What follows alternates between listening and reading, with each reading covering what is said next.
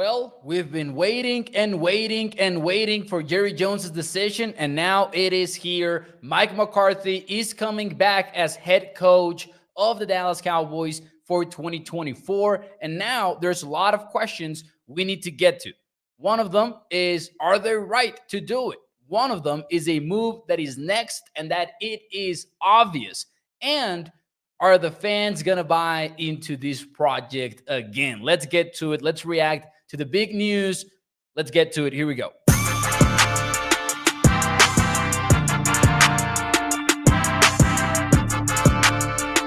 What is up, everyone, and welcome into A to Z Sports Dallas Prime Time. I am your host, Mauricio Rodriguez, streaming with you live every Sunday through Thursday night at 8 p.m. Central here on Dallas On Demand Sports Talk Network, with a lot more content coming your way. Make sure that you check out atozsports.com/Dallas. We've got a couple of Mike McCarthy articles up there already. And of course, as always, if you enjoyed the show, do me a favor and hit the like button for me, as that helps me put this show in front of more and more Cowboys fans. So, welcome everyone on a Wednesday night, and it is a huge night to talk some Cowboys football, because just minutes ago, ESPN Adam Schefter reported that McCarthy is indeed coming back to coach the Cowboys for the 2024 NFL season, which is not exactly the biggest surprise, considering the Dallas Morning News report that came out yesterday, where David Moore from DMN was basically saying that McCarthy and Jerry were going to meet on Thursday or Friday, and it wasn't very clear exactly when. I would assume that they ended up meeting before. But in that article, David Moore, who is, pretty close with the Cowboys, was arguing for Mike and Dak Prescott to stick around for another year at least. And that felt too many in Cowboys Nation, too many on Cowboys Twitter and Cowboys media. That felt a little bit like, this is the groundwork, right, for the imminent decision regarding Mike McCarthy. And well, on Wednesday night, an Adam Schefter tweet, most of the time is as official as it gets at first. So we knew for sure. And if that wasn't enough, minutes later, a Jerry Jones statement dropped defending the decision to keep Mike McCarthy around. So let me ask the obvious here and ask you directly in the chat. Do you like or dislike the idea of bringing back Mike McCarthy, or not idea anymore, the decision to bring back Mike McCarthy? Let me know in the chat, like or dislike, thumbs up or thumbs down. Let me know. Let me know what you're thinking right now, Cowboys Nation, because that one was a real tough decision that the Cowboys were facing. And let's not get too cute. We can dive into all of the nitty-gritty later. But the reason why it was a tough call is the most obvious one. This team was insanely successful in the regular season under Mike McCarthy. 3 years, the last 3 years, 12-win seasons, each of them. Second most wins in the NFL since 2021, only behind the Kansas City Chiefs. And the thing is, none of that mattered in the playoffs, because the Cowboys did not have anything to show for it other than a wildcard win against the Tampa Bay Buccaneers last year, and the Bucs being a losing record division champion. So a lot of success in the regular season, no success in the postseason, and that's where the pickle was for the Cowboys. How do you balance that? How do you balance not knowing what you can get in another coach and knowing that it's going to be tough to get that kind of production in the regular season? But how do you balance that with the fact that, hey, this guy is just not doing it for us in the postseason? And especially with the tipping point being, with the tipping point being Sunday versus the Green Bay Packers, when you had Mike show up with his team unprepared against a 9-8 Packers team that became the first 7th seed in NFL history to win a playoff game. So let's see how you guys feel. Let's see how you guys feel here in the chat.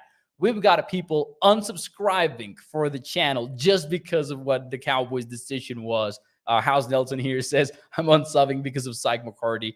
Thank you for your time, Mo. Shout out to House Nelson. I'm not sure if he's joking or not, but this comment is a good example of how tired the Cowboys fan base is right now. And I have some thoughts on that coming up here very quickly. But first, let's get to your takes. Let's get to your comments here very quickly. Do you like or dislike it? And Katharina says dislike. Gregory says dislike. Victor dislike. Anton with the horn. So maybe that was just hanging high right there. SLH with a thumbs down. Travis with the multiple thumbs downs. Huge thumbs up for Trey. So we've got somebody that likes the move. Emil with a thumbs down. Dislike for Jimmy. So I think we have like a 90-10 split here going on in the chat. Shorty says mixed emotions, but I wanted Bill Belichick. My gotta go, says Holly. Well, not in 2024, apparently. Not gonna happen. Let's see here. Betsy, team owners and Will McClay need to get the missing pieces. Mostly thumbs down from the chat right now regarding the Mike McCarthy decision that the Cowboys just made. Here's the thing. I'm gonna leave the details until a little bit later here on the show, but here's my overwhelming thought about this decision for the Cowboys. You know what? It might be the right one. It might just be. We'll see.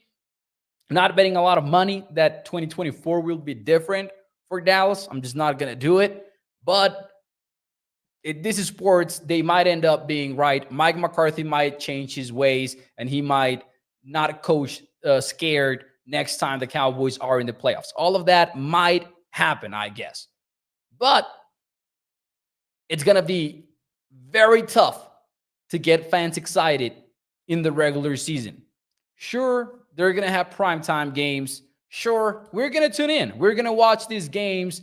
The Cowboys will be still the center of the national media talking head shows and all that.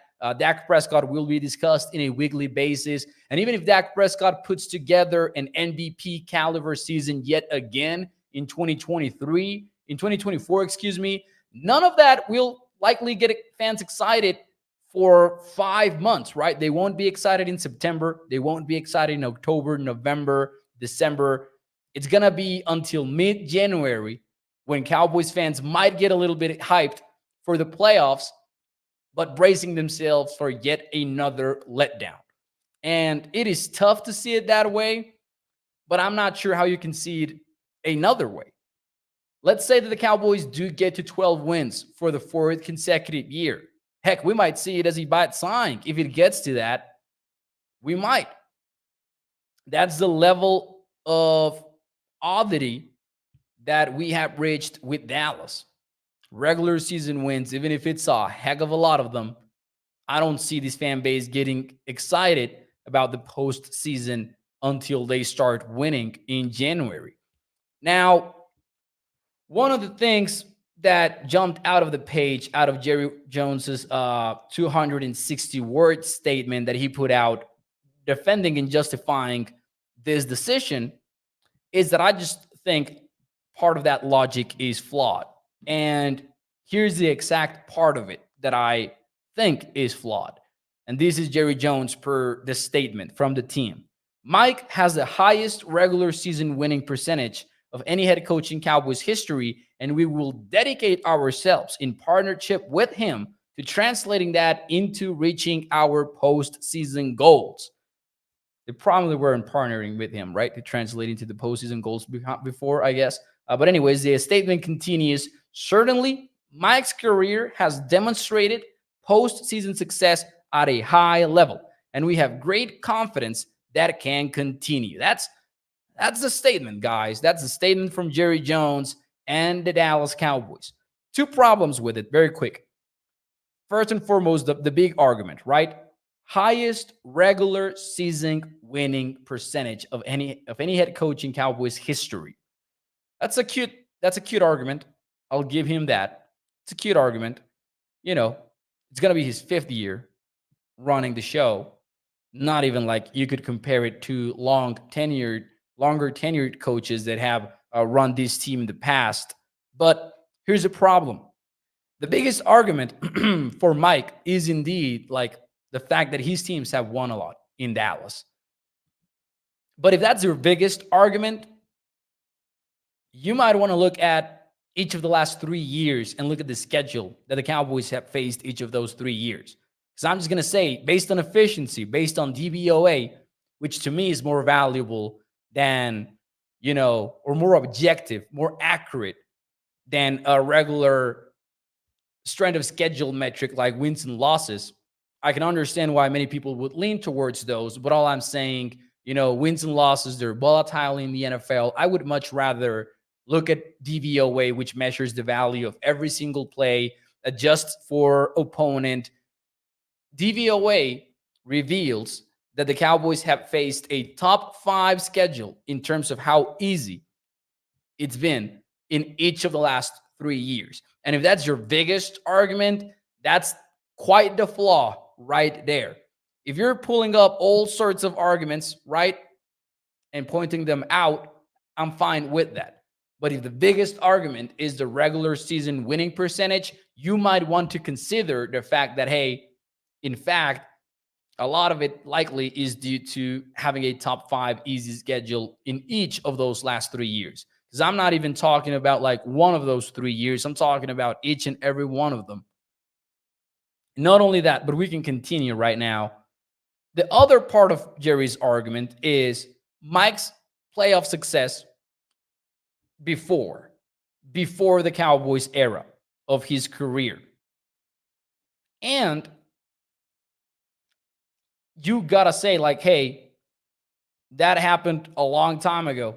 The last time that the Packers won with Mike McCarthy, or let's say Mike McCarthy, the last time that McCarthy won 2 playoff games in a single postseason, that was in 2016. The last year that he won the Super Bowl, or the year that he won the Super Bowl, 2010. And that's not even mentioning the fact that he did have Aaron Rodgers at quarterback for all those years. And he didn't have a lot to show for it when you're talking about one of the greatest quarterbacks of all time. Hell, I would argue he doesn't have the NFC Championship game appearances that he should have. And the cherry on top, of course, is the fact that we all know no Super Bowl winning head coach has ever won a second ring with another team. It hasn't happened in the history of the NFL. Now, I can understand how you can look at these arguments that I'm making here on the show and be like, well, that doesn't mean that it cannot happen. I understand that. But I just look at those 2 big arguments for Mike McCarthy as to why you would bring him back. And they just don't feel great right now for Dallas. They just don't feel great. And in a more deeper way, in a more detailed way, the reason why I'm not a fan of bringing Mike McCarthy back is that you will have a very hard time convincing me. Even if the Cowboys run motion through 18 weeks of the season, even if the Cowboys remain aggressive through 18 weeks of the season, even if the Cowboys find creative ways to feature CeeDee Lamb as a number 1 wideout in the NFL with zone beaters and man beaters, and they just can't keep feeding him and feeding him and feeding him during the regular season like the Cowboys did after the bye week, even if they can sustain that for 18 weeks. I'm not sure that, hey, if we get to January, in fact, I'm sure I won't be, but if we get to January, I'm not sure I'm going to bet on Mike to stick with that instead of reverting back to his conservative self with static offense, motionless offense, and just not making life easy on the Dallas Cowboys quarterback specifically. Because that's my biggest, disappointment with McCarthy this season. The fact that you saw what worked for multiple weeks after the bye week. You saw what it did to your offense. You saw Dak Prescott pave his way to a second-team All-Pro when you started doing all of those little things. Running motion, running first and second down passes at a very high rate, being aggressive. All of that worked for you. And then in the playoffs, You were like, nah, let me do my thing. The same thing that didn't work out against San Francisco in week 5. The same thing that prompted me to change up how the entire offense worked. We're going to do all that again. We're just going to run it back because it's a playoff game and football is different in January. Yeah, in a way it is, but your best shot is doing what worked for you in the regular season with some change-ups. I understand that. You got to, have some new stuff for your opponents, but it just wasn't, man. You're gonna have a hard time convincing me that next time McCarthy's gonna stay aggressive. That next time McCarthy's gonna keep this in mind, and he's not gonna do the whole switching thing to wanting to run the football that much on early downs even when it's not working. Wanted to put your quarterback in third and long situations. And now I'm not exonerating Dak Prescott of his very discerned blame here, but I'm just saying when you look at that game, coaching is the thing that jumps out of the tape right away from that ball game. Right away. Speaking of Dak Prescott, and I'll get into some of the comments here in a little bit, but speaking of Dak Prescott, I do think the decision to keep Mike McCarthy sets the table for a very obvious next move. And some fans might want the Cowboys to make this a last rodeo type season because McCarthy is going to coach under a contract year in 2024. He's going to do it. Unless they extend him. They could extend him. I'm not sure. I'm not dismissing any possibility right now. Likeliest outcome, though, is that McCarthy coaches on a contract year. And if they wanted to, the Cowboys could have Dak Prescott play on a contract year as well. And many people have thought, hey, this could happen. And the Cowboys could just be like, if you guys don't do it in 2024, then we're just going to hit that big red reset button and we're going to tear it all down and start over in 2025. That is highly unlikely, in my opinion. Specifically, Dak Prescott. I think that bringing back Mike McCarthy basically makes it a guarantee that the Cowboys are extending Dak Prescott this offseason. Now, I already thought it was pretty much a guarantee, but I do think this makes it a sure thing. Now, that's going to be controversial, especially after another lackluster playoff performance. But if you're going into 2024 and you have Dak Prescott playing on a $60 million cap hit, you're going to have a hard time putting together the team that you need to put together for the 2024 season. Now, if you're going to extend Dak Prescott, I'm sorry, guys, to tell you this, but you better come with a good freaking offer. And you might say, but Mo, what about the playoff games where he struggled? I hear you. He deserves that criticism. He deserves all of that coming his way. But Dak has all the leverage in the world right now. He is fresh off a second-team All-Pro season. He is likely going to be second in the MVP ballots when they come out later in January, or I don't remember if that ends up happening in February now. I think it does because it's right before the Super Bowl, isn't it? But, he's going to be runner-up to Lamar Jackson, more likely than not. And he does have that $60 million cap hit that the Cowboys are motivated to change. And the only way to change that is through a contract extension. And on top of that, he does have a no trade clause and he does have a no franchise tag clause. In other words, if he does not want to be moved to another team, and he's not going to be moved to another team after the Cowboys brought back Mike McCarthy, because if he was going to be moved to another team, then they wouldn't have bothered, right, in bringing Mike back. So this is me saying, if the Cowboys are going to keep Dak, you gotta fix the salary cap situation, especially because your argument is that we are very close. That's how Jerry Jones started his statement from today, justifying the decision to bring back Mike. It was, I believe this team is very close and capable of achieving our ultimate goals, and the best step forward for us will be with Mike McCarthy as our head coach. And he talks about continuity and all that. Dak is coming back for another year, and if he's coming back, he's going to be extended. And as I said, man, he has all the leverage in the world to make it not a 1 year deal type extension. So I think that's next up. I think that's on the table. And I'm not sure it's ideal to set it up this way where, you basically tie yourself to Dak Prescott for multiple other years while having Mike only on a 1 year deal. That is going to be tough. That is not going to be easy to deal with moving forward because I'm just not a fan of a coach coaching on his contract year. I think that doesn't really set you up for success. I'm not saying that they should have extended Mike. I'm just pointing out like the challenge behind the current situation that the Cowboys are in. Let's see what you guys have to say though in the chat, and we'll keep it moving here. TC915 says they've got 60 million reasons why they cannot move on from Dak. I get it, but Mike doesn't count for against the cap. Jerry is just a moron. John says if Jerry Jones owned a funeral parlor, no one would die. Oh my God, John. Chill. TZ915 says, don't forget the horrible game management, Mo. And, if we're talking about Mike's faults, definitely game management is up there.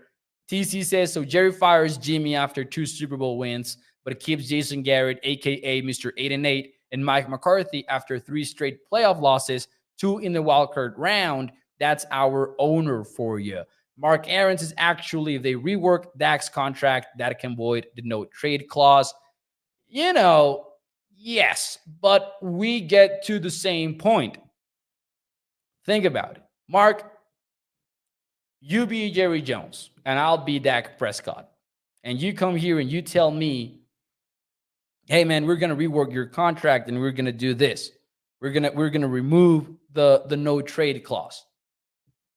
Tell me one reason why I wouldn't laugh at your face.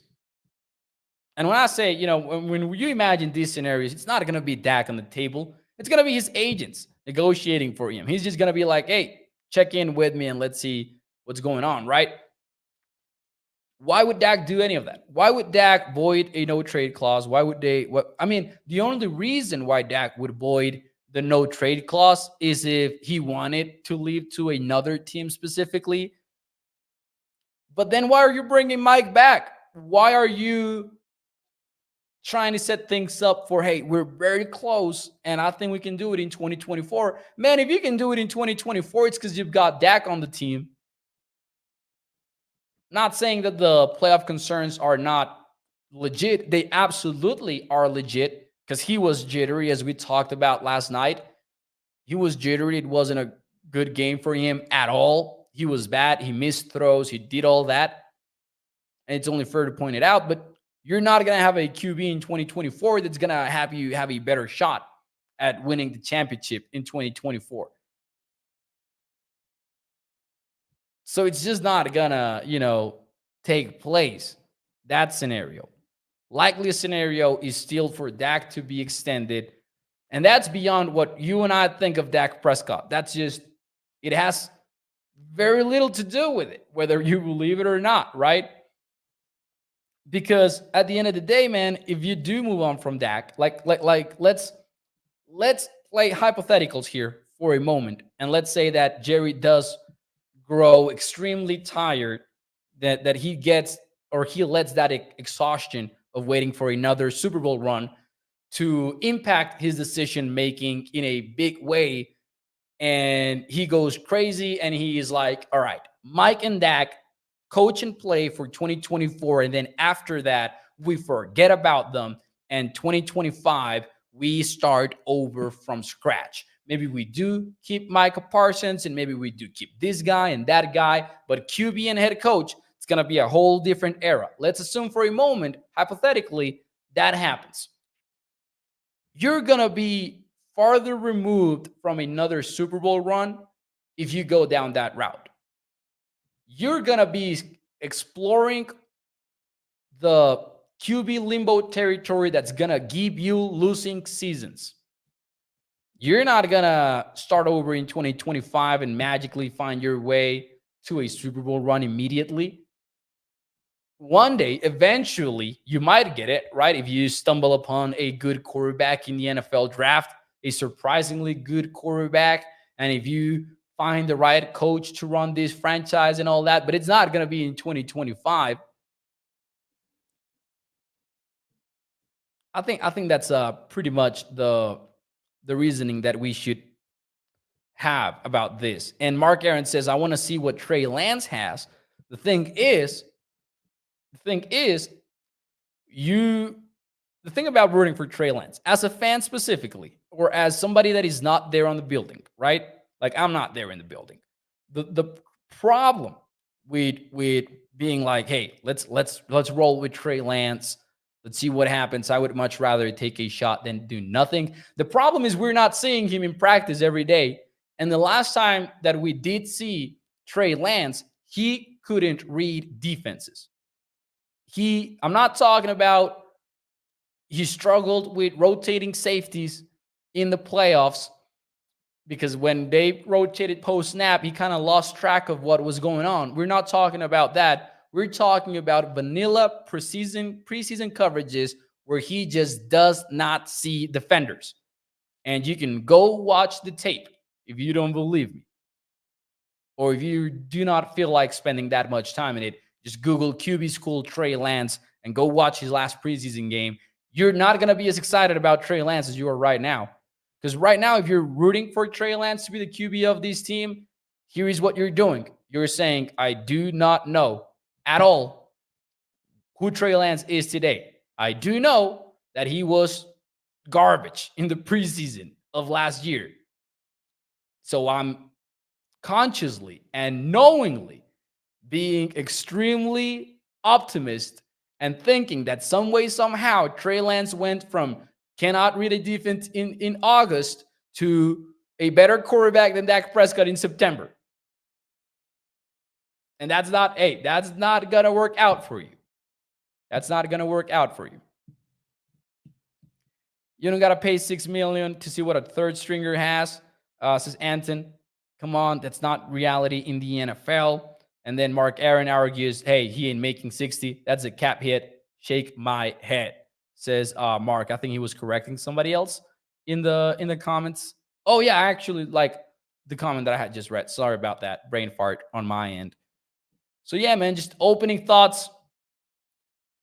Gonna be hard to get excited again for the Cowboys during the regular season, specifically next year. The Cowboys are running it back. I do think Dak's extension is almost a guarantee now. I also believe that Dak is gonna stick around for a good while. Like they're not just gonna extend him for cap relief purposes. They're gonna have to double down on that bet. And I understand if people are frustrated with it because I understand that, hey, he struggled in the last few years in the playoffs in a big way, and that's undeniable. I do think there's another question, though, that we need to get to, and maybe we'll do tomorrow in more depth. But I'm not sure what you do at defensive coordinator at this point. And I mean, even if Dan Quinn does not leave for a head coaching job, I'm not sure we've talked enough about Dan Quinn. Because he might not get that coaching job. Like, I still would assume that he's a favorite for the Seattle Seahawks job just based on what we know. But right now, I'm not sure that he does land it. And if he doesn't land it, are we 100% certain that the Cowboys run it back with Dan Quinn as well? Maybe not, but if you look at the theme of the offseason, that would be the safest bet. And so you could go to 2024 with exactly the same coaching staff, with the same quarterback. And then what's going to change? If Jerry Jones is as tired as he is, something's got to change. But if it's not the head coach, if it's not the QB, if it's not the defensive coordinator because of your own choice, then it's got to be the way that you approach the offseason, isn't it? Then it's got to be a different kind of team building approach. Then it's got to be trades like the ones that you had for Gilmore and Brandon Cooks, but taken to another level.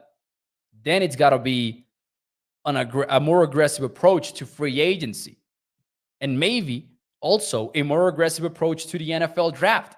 Because, shout out to Will McClay and company. They've done a great job in the NFL draft. Not last year.